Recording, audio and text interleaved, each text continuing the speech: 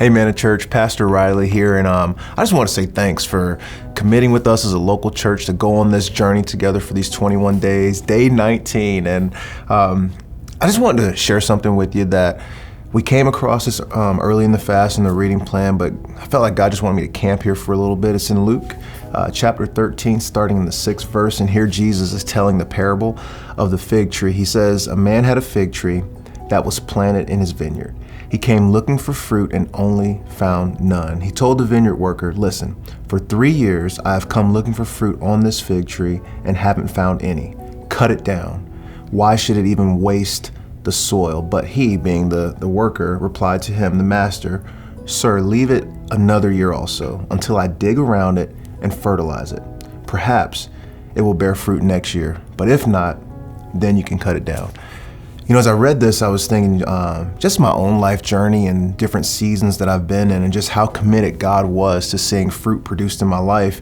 And the formula that the worker prescribes is, hey, I got to dig. Sometimes God breaks up things that may have settled that shouldn't be, and then fertilize. And when I think of fertilize, obviously I think of crap. Sometimes crap comes into our lives, and we can see it as crap, or maybe we can see it as fertilizer. This could be the thing that God is bringing into our lives to produce growth. And as I read this, it actually reminded me of a passage of scripture that we see in John chapter 15.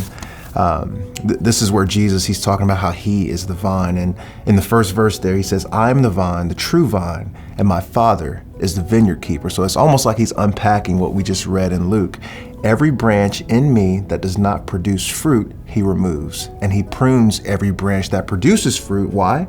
"So that it will produce even more fruit."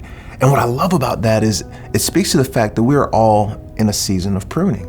God is always trying to get more fruit in our lives. He wants us to become more like him, walking into the fruits of the Spirit, love, joy, peace, patience.